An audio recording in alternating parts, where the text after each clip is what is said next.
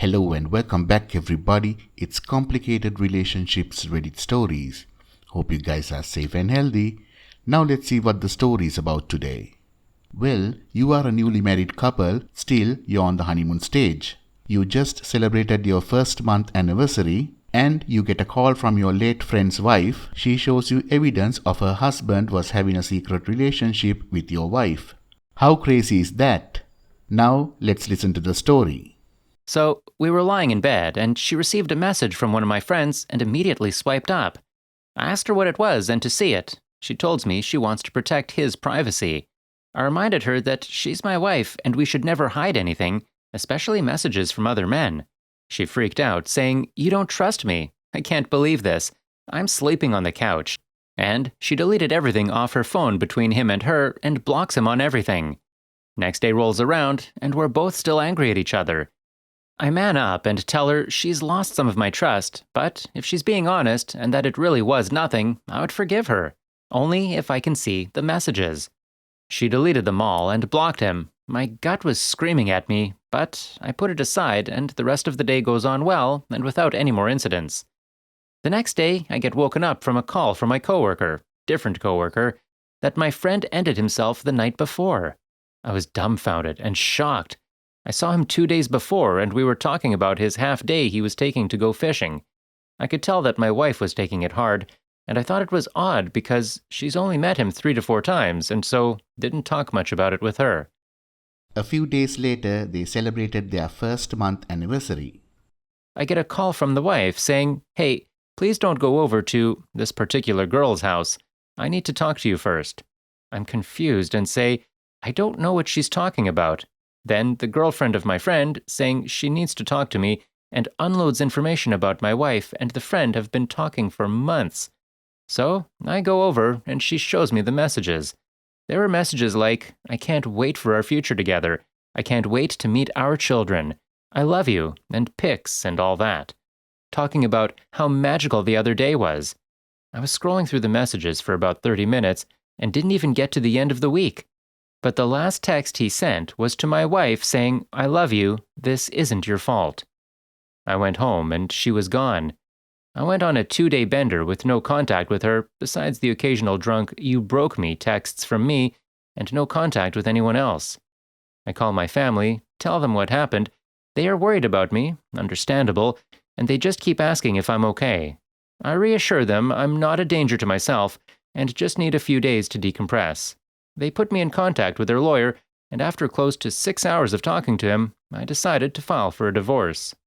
Last night, I get a message from her that says, "I want to work through this, and we should both go to individual and couples counseling." I haven't messaged her back. I'm terrified that she will try to take me over the coals, but I hope that she is civil about everything and says, "My stuff is mine, your stuff is yours." I hope to God that she isn't pregnant too. So, OP is sitting at home with his 2 dogs, waiting for a call from his lawyer saying that she has been served. Here is the first update. First, I wanted to say that this has been a hard few weeks, but I have gotten through it mostly sober and well enough with the help of my friends and family. Second, I'd like to explain the backstory a bit. Me and my future ex-wife have been dating for 6 years and engaged since February. We got married in September. In most of all that time we dated, I worked over the road for 4 years, and in the last 2 years, I settled into a nice little town where there's steady work in my field that doesn't require me to move around a lot. I bought a house 1 year ago, before we got engaged, 3 hours away from where she lived. Third, the man that she cheated on me with was a good friend of mine. He lived in the same town that I settled in, and we were fishing buddies for 2 to 3 years. I got him a job with me, and we worked together for 3 years.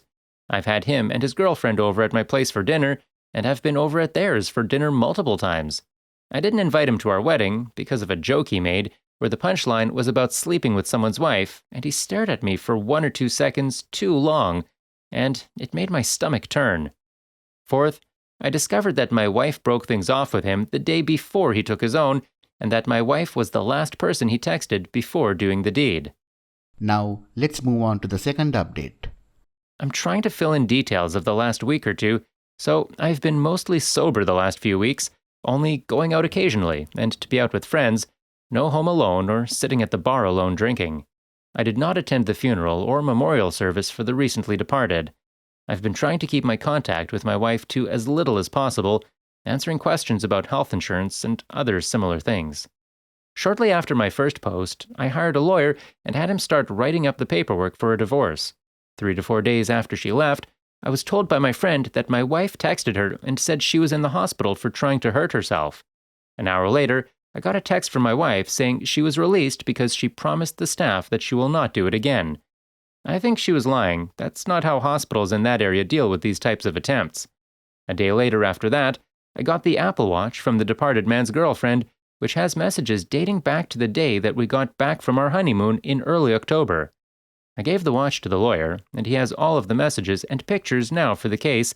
As for anything before that date, they both deleted messages, so I can't see them till we get the phone back from the police. There has really been no other communications besides setting up a time when she can come and get more of her clothes. Me and the departed man's girlfriend have talked occasionally, and I've thanked her for telling me these details, even though I know it must have been extra heartbreaking for her. I'm going to be gifting her a lot of stuff, or just probably anonymous cash in the mailbox to help her and her daughter out. The divorce was filed on the 22nd October 2021, and she should be getting served soon, maybe today or by next week. I still do not think she knows about my plans of divorce, and I'm fine with that. The lawyer said that our state is a no-fault state, so technically she would have the ability to try and claim half of my things, but since the marriage was so short, the judge will just separate us with our things we owned before the marriage. I'm not looking to go after anything of hers. I don't want her car, I don't want her money, not that she has any. I just want to keep my house, car, dogs, and retirement, and just hope to God that she is not pregnant. Well, that's about all that has happened in the last few weeks. It's time for the last update. So after a while, more and more people from work started telling me that they knew about the relationship, but didn't want to tell me because it wasn't their place or they didn't want to make things awkward. Apparently, the guy was not quiet about it and was sending her pics around work, so I've had guys come up showing me my wife saying, "Hey dude, isn't this your wife?"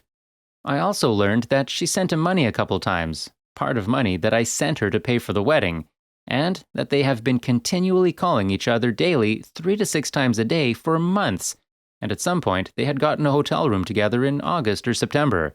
She has continually lied until I bring up another fact and another fact, so I just stopped contact. She may be coming over tomorrow or this weekend to get some of her things. I have a friend coming over to basically supervise, so she can't say I did anything. I have most of her stuff packed up. She got served this weekend, and I couldn't be happier, although everything is honestly seeming bland and bleak. I spent the last 6 years of my life dedicated to her. We were planning our future, and she threw it all away, and she really thought that there would be some semblance of forgiveness and a relationship, and that we could heal together after this.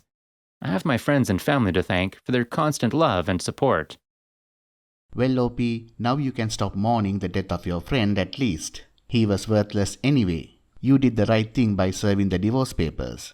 You are stronger than most, and you will get through this. You are great, you're awesome. You have a bright future ahead of you. Just keep going to therapy. Well, friends, I think we have a few minutes left for some comments.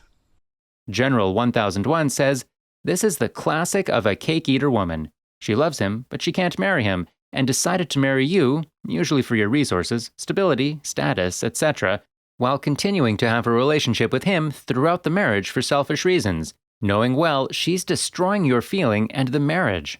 Annulment is the choice that makes sense here. She loved him, not you. There's no way to win against a deceased man, especially when you lose to him even while he was still alive. Check for pregnancy and DNA, and please do not let stay for the child make you stay. A child raised in a home with two parents who don't love each other is worse than a divorced home." OP's reply: "We have been together for almost 6 years, and we got married in mid-September. Their relationship started, to my knowledge, in June or July. I have no plans to take her back at all. If she is pregnant, I fully plan on doing a DNA test. If it is mine, I'll be the best dad I can be, but I will never show my wife a smile again."